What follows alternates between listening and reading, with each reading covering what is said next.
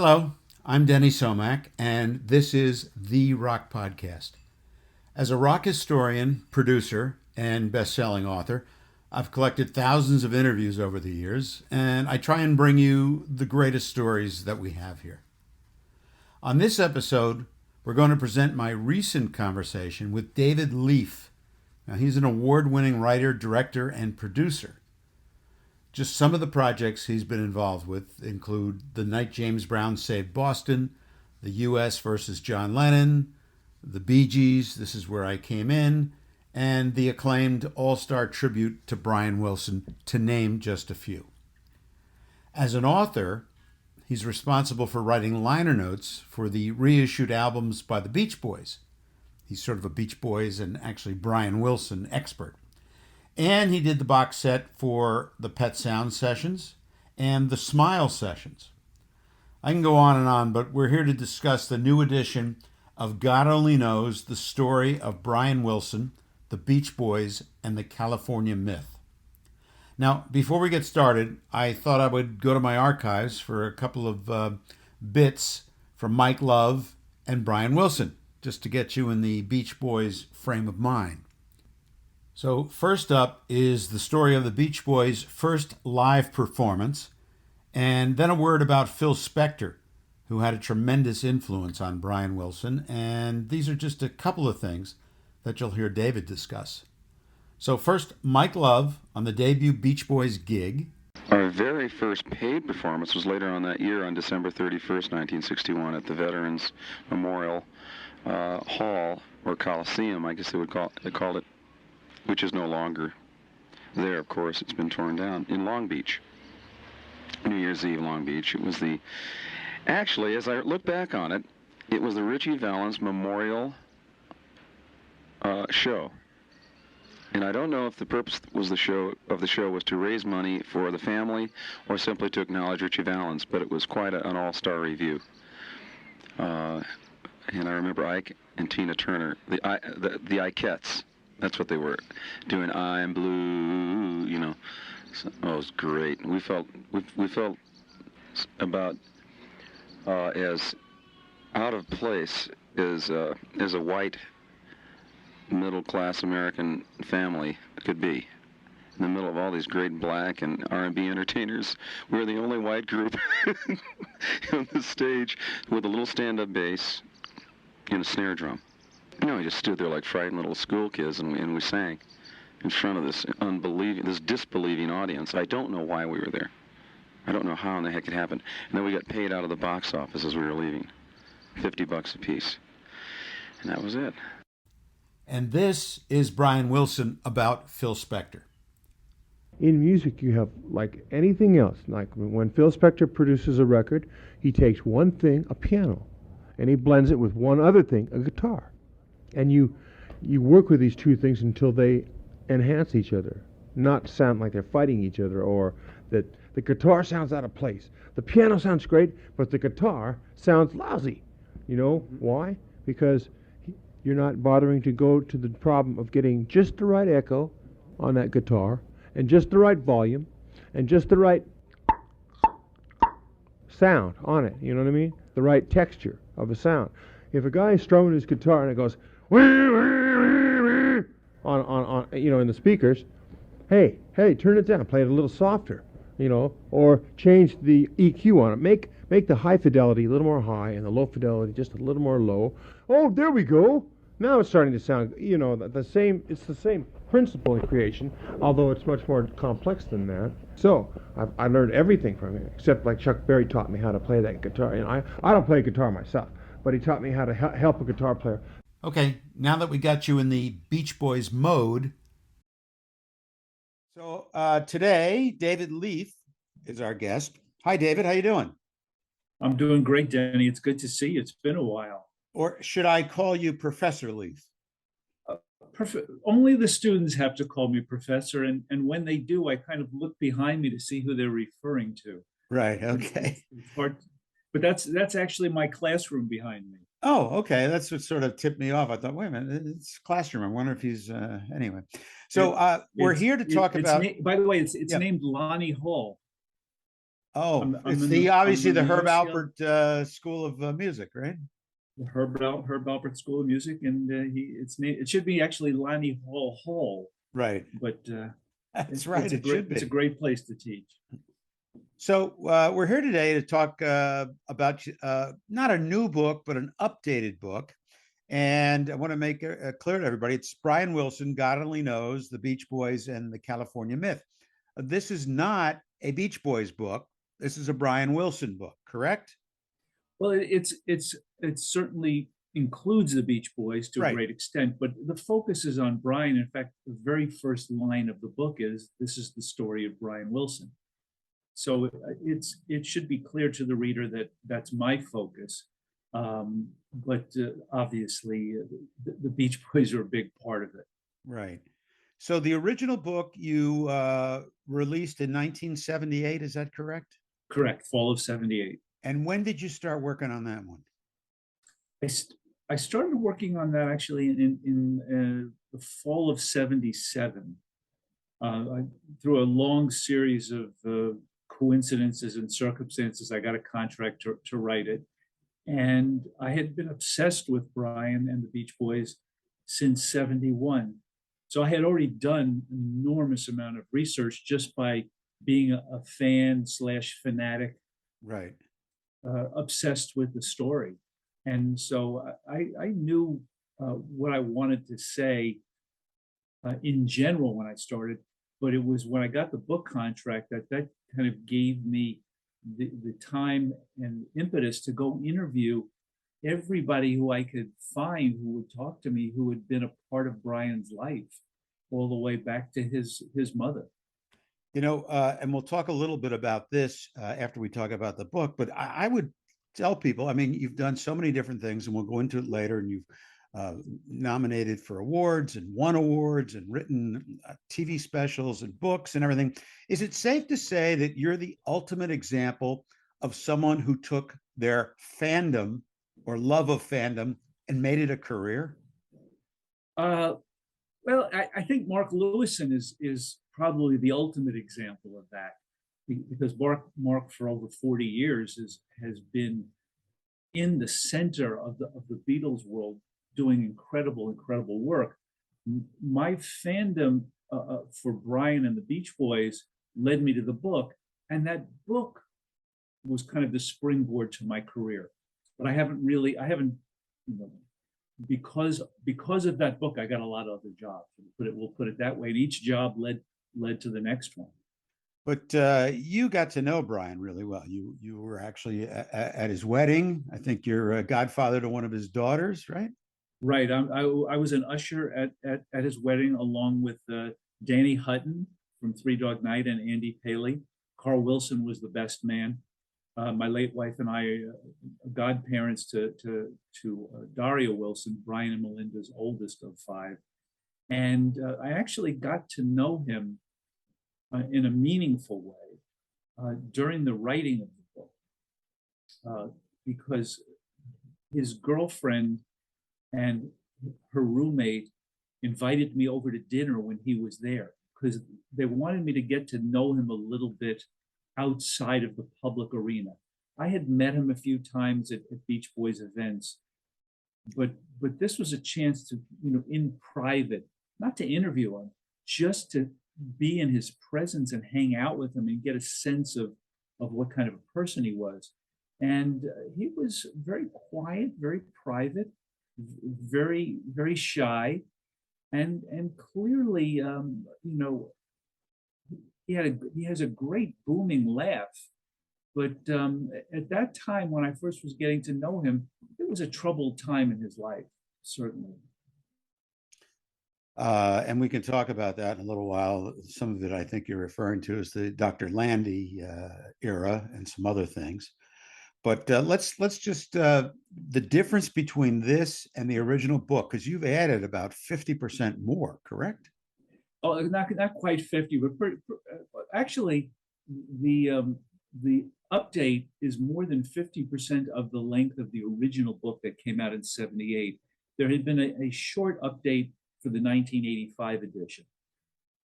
So this book is, I refer to it as a massive update because so much has happened since the last edition came out in 1985. And I think even more to the point, I was involved in a lot of it. So the update of this book is kind of the opposite of the original book. The original book was written by a journalist, by somebody on kind of an Edward R. Murrow kind of mission to reveal the truth. Right. And this update is the story of my journey alongside Brian and what's happened in the years since I became his friend.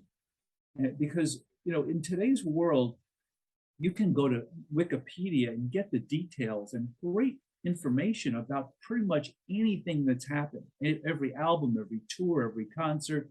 So what could I offer the reader that they couldn't get anywhere else? Right. And what I realized was I had all these behind the scenes stories that nobody knew, that, you know, maybe me and a couple other people had experienced. And I felt in the telling of those stories, I could really add value to the original book. So let's just start briefly and talk about the early days for a couple moments here. The Beach Boys came from Hawthorne, California, correct? So the Wilson brothers grew up in Hawthorne. Brian was actually first lived in Inglewood. Mike Love lived in a nearby town. Al Jardine was from Hawthorne as well. So the band was formed when four of the five members were living in Hawthorne. At the time, Carl and Dennis were still in high school. I mean, they were just kids. Mike had graduated from high school. Brian and Al were going to junior college. So you know, it's interesting when we think about what the Beatles had to do before they got their contract with EMI, the 5 years between Paul and John meeting for the first time and them getting signed to EMI was really a lot of hard work. The Beach Boys, who were signed to an EMI subsidiary, Capitol, the same year the Beatles were signed, had been at it about 4 months, 5 months. I mean, it's really kind of stunning the difference in the story. They weren't working to become a successful rock group at all. One day, Dennis literally came home from a day surfing in the Pacific and said to Brian and Mike, "Hey, why don't you guys write a song about surfing? You could do it at the high school assembly. The kids would love it." And they did. It got recorded through a contact of the Wilson brothers' father, Murray, and it became a hit. Now, it was like winning the lottery. How often does that happen? And the answer is not very. That was Surfing USA? The first song was Surfing. Just Surfing. A really nondescript, kind of doo-wop-ish, very crude, as Murray Wilson called it, record. And there was nothing about that record that would make you think that the guy who co-wrote it was going to be the composer, arranger, and producer who was going to change popular music. Nothing at all about that record would make you think that. So you've really had a chance to go real deep, and I'm sure you've learned a lot more about them since the original book. Was there sibling rivalry when they were growing up? The Wilson brothers, you know, were all so different. Dennis was out of the house. The father was abusive. The father also recognized Brian's musical talent and created musical opportunities for him, like turning the garage into a music room and buying Brian a reel-to-reel tape recorder when he was a teenager so he could practice a recording for freshman songs. So in that sense, Murray was good, but as an abusive father, it was tough sledding, and Brian, as the oldest brother, took the biggest brunt of it. Dennis, the middle brother, was like, "I'm getting out of here." So he was off hanging out with friends, going to the beach, surfing. Carl, the youngest, you might say, was sort of hiding behind his mother's skirts. But in terms of rivalry, I think they just looked up to Brian. They admired Brian. Brian was a high school sports star. He was tall, good looking, a lot of fun to be with. I mean, it's hard to picture when you think of Brian Wilson being the quarterback of the football team, being the center fielder of the Hawthorne High School baseball team. He wanted to be Mickey Mantle. Hmm. That was his ambition. But as he told me, he says, I couldn't hit the curve. So, what was their first gig? Do you know? Their first gig was a New Year's Eve show, a local show, and they got paid, maybe $100 to split amongst themselves. And it was, again, there was no plan on it becoming a career until the surfing became this local hit, and it actually, dented the Billboard charts. And I think Murray Wilson recognized, because Murray was um, a wannabe in the music business. He had been unsuccessful in his attempts to be in the music business. And so he recognized, there's something here. Maybe we can make something happen. And so the Beach Boys recorded some song demos and shopped them. And the labels in LA turned them down until they got to Capitol, where a very young, hip producer named Nick Vinay recognized that there was gold in them, their demos, and signed them. But they were just kids, just really kids when they signed with Capitol. I mean, people often ask me questions like, why did the Beatles do this and why did the Beach Boys do that? And one thing that came to me recently was that in 1962, Murray Wilson became the Beach Boys manager. And in 1962, Brian Epstein became the Beatles manager. So we had somebody who was a sophisticated man guiding the Beatles' fortune, somebody with connections in the music business. And you had Murray Wilson, who had a machine shop. So it was a very different, and of course there's the family relationship, which created all sorts of tension, and they ultimately had to fire Murray. Mm. It's safe to say, though, that nobody had a bigger influence on the Beatles than Brian, right? And the Beach Boys. The two biggest influence on the Beatles were Dylan and Brian's production and his composition and his vocal harmony arrangement. Dylan kind of gave people in pop music the license to say things meaningful in songs, that they weren't just about love. It wasn't just, I want to hold your hand and she loves you, but you could write a song, like Norwegian Wood, that had nothing to do with, I mean, it was about an affair, but it was very cleverly written. Brian's music, especially the Pet Sounds album and the Good Vibrations single, just stunned the Beatles. And so there was something of what was referred to as a production race. So Brian hears Rubber Soul and he says, I've got to do an album like that where everything sounds the same. He was talking about the American version of Rubber Soul. He comes out with Pet Sounds. And one of the most stunning things I ever heard, Sir George Martin said to me that Sgt. Pepper was the Beatles' attempt to equal Pet Sounds. He wasn't saying we equaled it or bested it. He was saying we were attempting to equal Pet Sounds. That's how influential Brian was on the Beatles at that particular time. So where did Brian's knowledge of production and all that come from? I know he did work with Phil Spector. How much of an influence did Spector have? So I think the two biggest influence, let's say the three biggest influences on Brian specifically were the four freshmen in terms of their harmonies. That's where the Beach Boys blend came from. Phil Spector in terms of production, from the point of view that Brian went to sessions that Phil was doing and saw the musicians that Phil was working with and hired them for Beach Boys sessions. And the third one is kind of obscure in the sense that how many people in rock and roll were influenced by George Gershwin.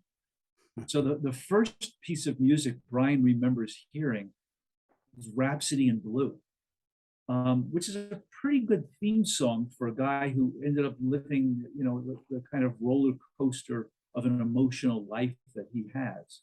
So you have him with this kind of I won't say accidental depth, but the kind of compositional genius of a Gershwin, the vocal harmony arrangement of the freshman, and the production technique of Spector.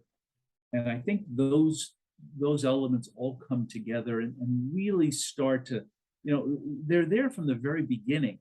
If you listen to a song like "In My Room," there's a melancholy quality to it, the warmth of the sun.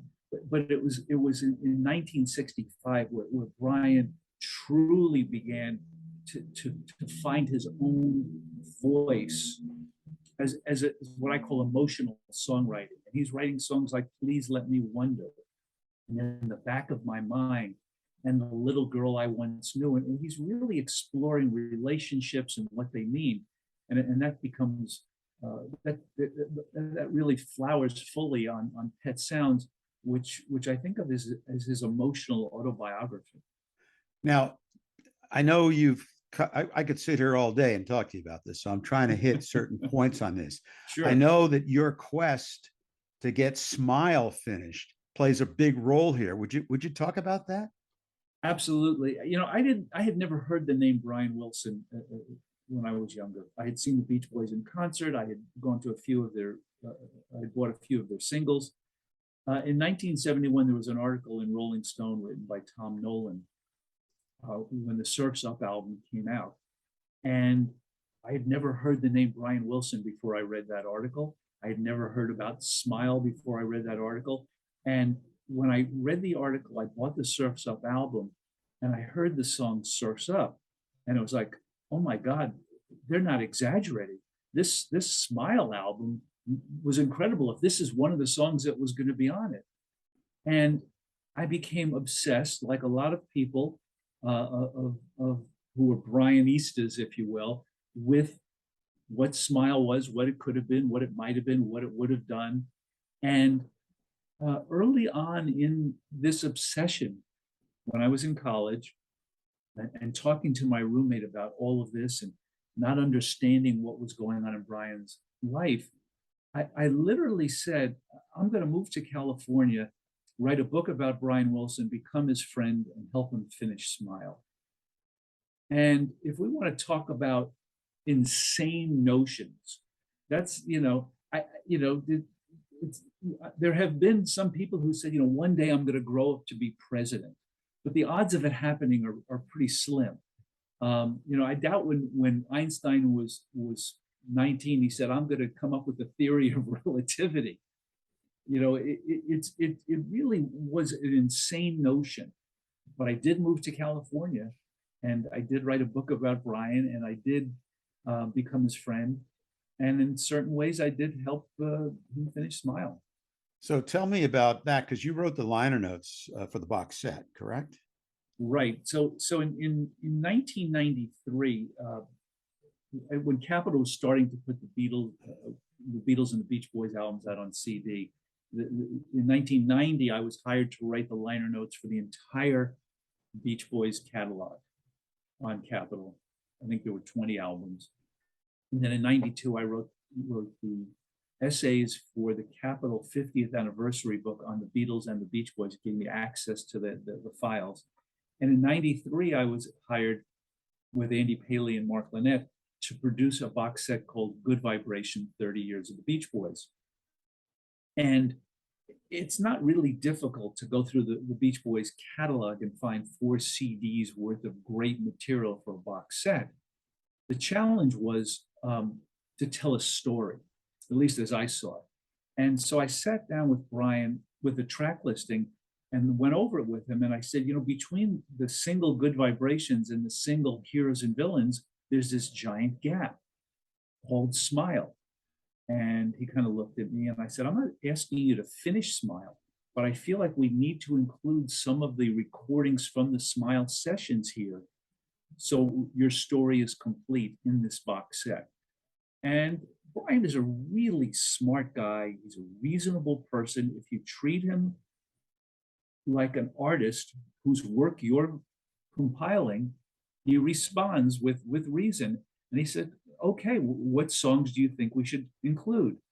And I had a list in mind. I purposely didn't include the fire music because that had been one of the things that happened legendarily during the Smile sessions that had, helped push him to stopping work on the record. Anyway, we ended up with a half hour of Smile music on that box set that had never been released before. The box set was a gigantic success. It went gold.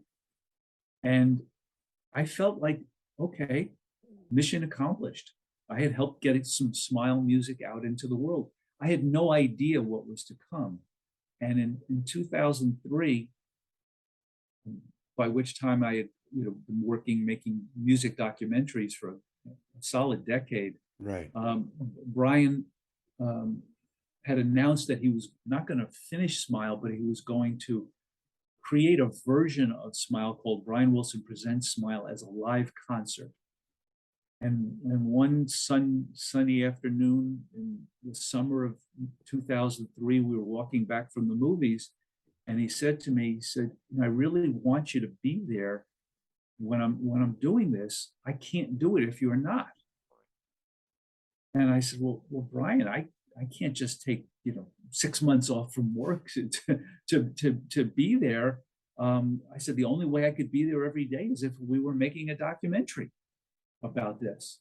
And he said, okay, let's come on over to the house. We'll talk to Melinda about it. And I went over and talked to them about it, and we reached an agreement to that I was going to make this documentary. Of course, the next step is finding the financing for the documentary. And fortunately, a good friend of mine, Richard Walter, knew somebody at Showtime, and we went in and pitched it, and they said yes. So I suddenly found myself in a small room in Brian's house as he and the band began to gather to rehearse for this Brian Wilson Presents Smile. And it was kind of a stunning experience to be part of, let alone documenting. Now, what was the name of that documentary? Because there's several of them out. The documentary is called Beautiful Dreamer, Brian Wilson and the Story of Smile. And it concludes with the world premiere of Brian Wilson Presents Smile at Royal Festival Hall in London in February of 2004. And you were there for that? I was there for that. I was there for that.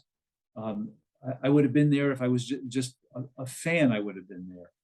Okay, so as fans, let's get right to what was the backstage like there? Who showed up for that concert?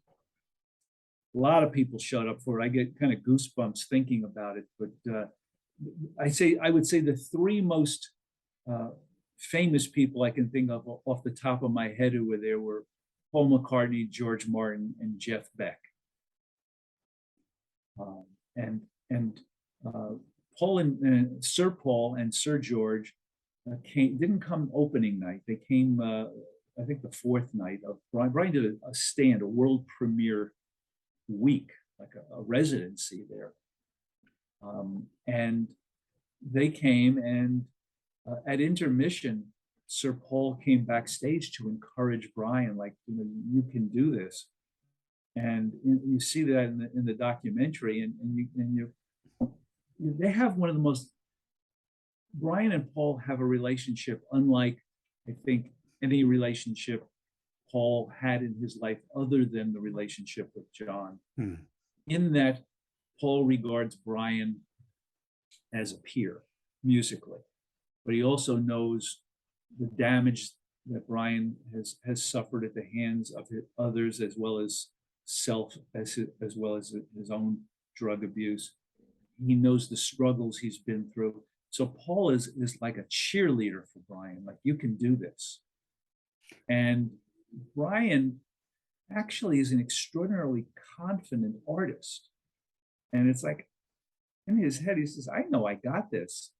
And but you if you watch that conversation between he and Paul in the movie, Paul is encouraging him, and Brian's almost like, he kisses his hand, and it's almost like, okay, just let me be. It's intermission. I want to get ready for the for the show. Nobody ever ends a conversation with Paul McCartney. Right. Everybody who gets to be in Paul's presence always has something else they want to say.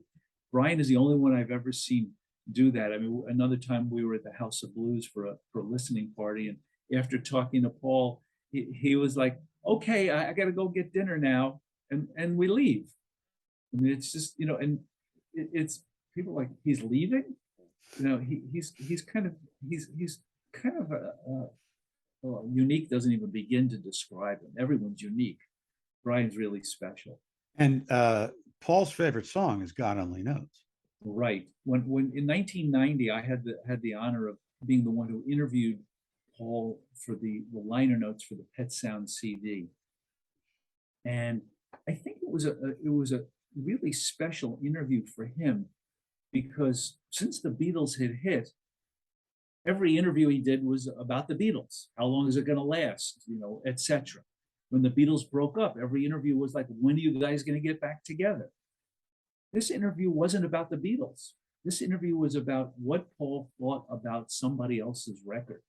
So for a half hour, we were talking about what Brian Wilson meant to him. And in the course of that conversation, he talked about Pet Sounds probably being not only his favorite album, but God Only Knows being what he thinks may be the greatest song ever. And when I was putting together this updated edition of the book, I was able to get an email to Sir Paul, and he wrote back the quote that opens the book, in which he talks about God Only Knows and the genius of Brian Wilson. And I don't know a better way to open a book than a quote in which Paul McCartney is talking about the song, which is kind of the title song for the book. So that Paul is an extraordinarily generous artist in many, many ways. When it comes to Brian, he's off the charts kind. So did you have anything to do with the BBC God Only Knows video that came out several years ago? I only wish I did. The BBC God Only Knows video, people should Google that and watch that. Yeah, absolutely. You got to go check this out if you haven't seen it, although I think it's got millions and millions of views. It's quite amazing. Stevie Wonder, Brian May, just Elton John, Brian Wilson, and then a whole host of multi-generational artists, each singing a little bit of God Only Knows. And the end of it is kind of hilarious, with Brian at the piano and a surprise visitor to the piano. But it's a great video, great video. So history-wise, because we were talking about the documentary, there have been several documentaries on both Brian and the Beach Boys. And I think there was that made-for-TV movie on the Beach Boys. Could you give us your rating of some of these things? Because I've read various, like they didn't like the TV movie, or give us the real deal here. I think that the best projects to look for are the ones that Alan Boyd did. Alan Boyd has worked on Beach Boys projects for decades. He has been incredibly passionate about the music and the group and Brian forever. The first Beach Boys documentary to talk about it, I think it's called The Beach Boys, an American Band, done by Malcolm Leo, which is kind of the Beach Boys' greatest hits in terms of performances of theirs from the 60s and 70s. And so that's a good starting off point. I'll be immodest, and I will mention a show called An All-Star Tribute to Brian Wilson, which I wrote and produced with Phil Ramone and Chip Racklin. Took place in 2001 at Radio City Music Hall. And among the artists who were on the show were Elton John, Paul Simon, Billy Joel, David Crosby, Carly Simon, Jimmy Webb, Vince Gill, Wilson Phillips reunited for the program. Sir George Martin came out and presented a package. Dennis Hopper was there to introduce Brian Wilson. Chaz Palminteri was the host of the show. And New York is probably the city in America where Brian's most popular, in the way that London is the city in the world where he's most popular. So doing it in my hometown was really exciting. And Brian did a duet of Wouldn't Be Nice with Elton John, but what's significant to the Smile story about that show is we opened that program with the boys choir of Harlem doing Our Prayer from Smile. Vince Gill, David Crosby, and Jimmy Webb did Surf's Up. Ann and Nancy Wilson of Heart did Good Vibrations. And Brian himself, for the first time ever, did Heroes and Villains live. And after that, those songs started to become part of his live act, his live touring set list. And that's really what led to his being ready, willing, and able to conquer the challenge of presenting Smile. Go ahead. I was just going to finish what you're going to say, because my next. Well, I was going to tell us the story of how Heroes and Villains became part of the show is kind of it goes to the random nature of life. I think of my whole story with Brian Wilson like one of those giant domino displays where people set up and they hit one domino and thousands of dominoes topple. We were at a Christmas party at a band member's house in the fall, in December of 2000, Scott Bennett's house. And Brian and my late wife were sitting on the piano bench with their back to the piano. And Brian said to Eva, "What do you want for Christmas?" And she said, "I want you to play Heroes and Villains." And he said, "Okay." And he turned around and played Heroes and Villains. And I'm not exaggerating.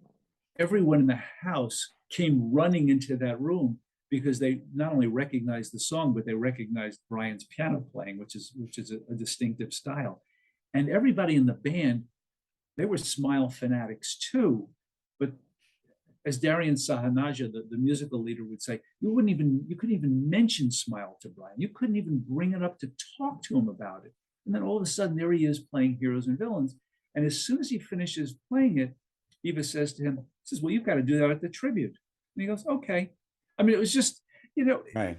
It's like, "Oh, you think this is good?" And what happened at the tribute that was important, he had been told that this music was, in his words, inappropriate, that this was not good for the Beach Boys' career, and he had shelved it. Hmm. And now he was in front of 3,000 people at Radio City Music Hall playing Smile music and getting a standing ovation for it. And that really changed. He couldn't deny what he was seeing, because all along people like me are telling me, "Oh, Brian, people want to hear Smile. They love that music." Yeah. But he couldn't deny what he saw. Now, the most recent thing on Brian, is it Love and Mercy? Well, Love and Mercy was a feature film that came out about 7 or 8 years ago, which had, Paul Dano and John Cusack play Brian at different parts of Brian's life. And then there was a documentary called Long Promised Road, which aired on American Masters on PBS recently. Mm-hmm. And each of those has a lot to recommend. Paul Dano, his performance as Brian during the Pet Sounds and Smile era is really terrific. Love and Mercy has a lot of great moments in it, for sure. The only beef I have with Love and Mercy, as if I were a film critic, is I feel like it made Murray a bad guy without also acknowledging the fact that the Wilson home was filled with music. So I felt like we needed to see a little of that. It also kind of made Van Dyke Parks look like a hippie clown, as opposed to this brilliant lyricist and collaborator on Smile. We only see one scene with Van Dyke, and it's not a positive scene. But I think Love and Mercy is great. I recommend it highly. You think that Love and Mercy is his signature song too, right? Love and Mercy is most definitely Brian's signature song, Denny. He wrote it for his first solo album in 1988. And when he started touring, after a while, it became the encore. And I think it's important. If we think about going to a Beach Boys show, and Beach Boys concerts are great fun, and everybody's singing along, and they usually end with the song "Fun, Fun, Fun." Brian's shows for 20 plus years ended with the song "Love and Mercy." That's really a moving moment. He sings "Love and Mercy is what you need tonight. Love and mercy tonight And I feel like he's not just saying it to the audience, but he's saying it to himself. That love and mercy is what he needed in his life. Because it was written during a time when he was under the complete control of a mad doctor who, as Brian refers to those 9 years, it was like being in prison. So Love and Mercy is a very important song. Back to your documentary question. I think the best documentary to watch is kind of a starter documentary in the Brian Wilson world is a film called I Just Wasn't Made for These Times, directed by Don Was. You can see it on YouTube, and it's not very long. It's maybe 70 minutes or so.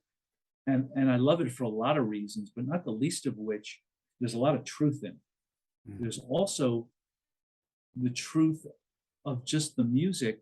And there's Brian and his brother Carl with their mother Audrey singing a version of In My Room. It's like, oh my God, this is what it was like in the Wilson home when these kids were growing up and the families would sing together.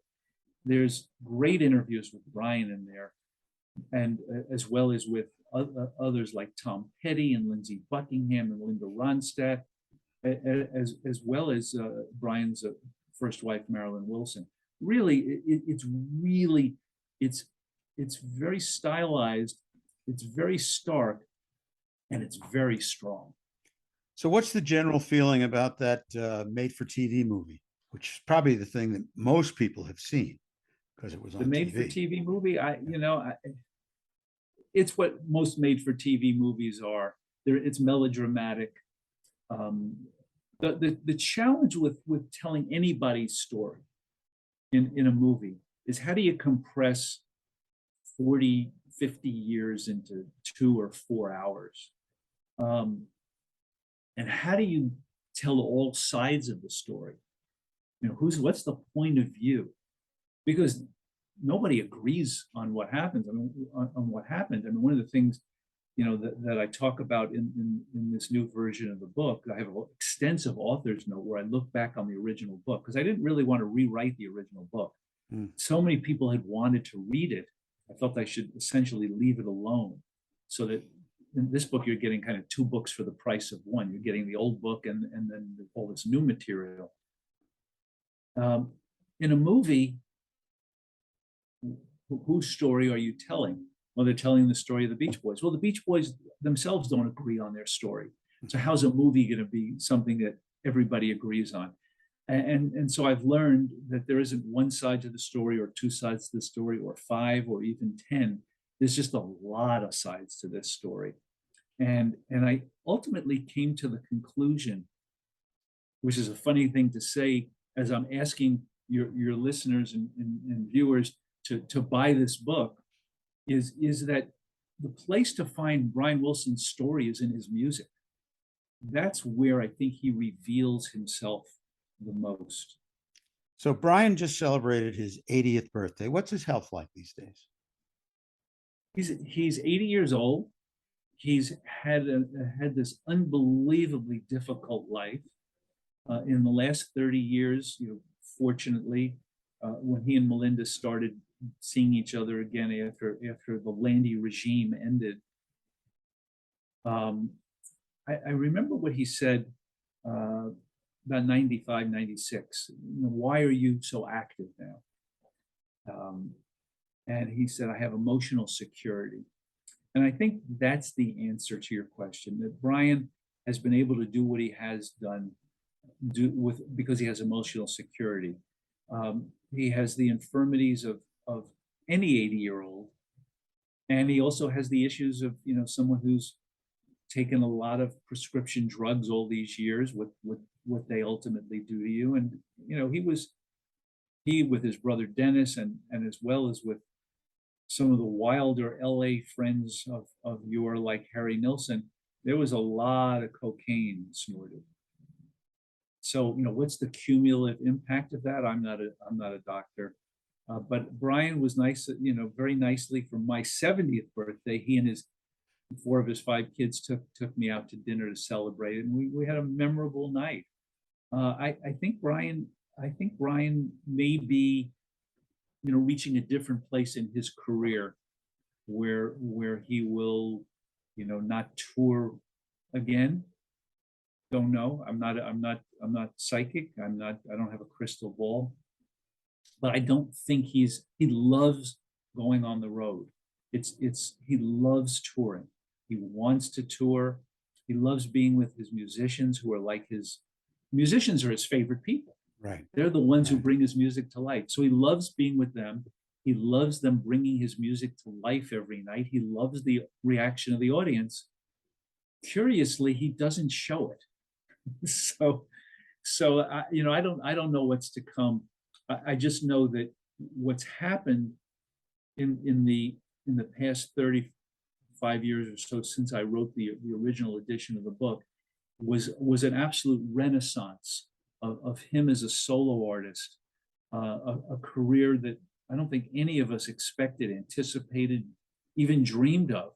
I mean, there's 15 or so albums, movies, documentaries, tours, historic tours. He toured Pet Sound several times. He toured Smile. He wrote an entire new piece called That Lucky Old Sun. He did an album of Gershwin songs. He did an album of Disney songs. He's done other solo records. I mean, he really came out of hiding, if you will, and he was ready to share his heart and soul with us. And if he's ready to stop doing that, then okay, he has more than given us anything we had a right to expect and ever dreamed of. So it's now the 60th anniversary of the Beach Boys. Is he going to be doing anything in connection with that? And if not, what do you know of any plans of what the Beach Boys are going to be doing? I don't know of any plans. I had heard there was a documentary being made, and I heard recently that the work had stopped on it. So I don't have any inside information on the Beach Boys whatsoever. The last time I worked on an official Beach Boys project, I think was the Pet Sound Sessions back in 96, 97, which caused a lot of trouble, not trouble for the world, trouble for me and my relationship with the group as a whole, because I think there was a feeling that I had given Brian too much praise and too much credit. I'm what they call a Brianista. All right. Well, thanks you again, Professor Leaf, and good luck with the book. Okay. Thank you. Thank you. It's great to see you and great to talk to you. That's our conversation with David Leaf on this edition of the Rock Podcast. I hope you enjoyed listening, and a reminder that you can pick up a copy of the new edition of God Only Knows, the story of Brian Wilson, the Beach Boys, and the California Myth. It's available at Amazon and other places, and you can get a unique VIP experience at David's website, leafprod.com. And we'll put a link on our site as well. So thanks for listening. Tell your friends about this podcast. And you can find us on the website, therockpodcast.com, and on Facebook. You can also send your comments and let me know your thoughts. Contact me at hello@therockpodcast.com. So for now, goodbye.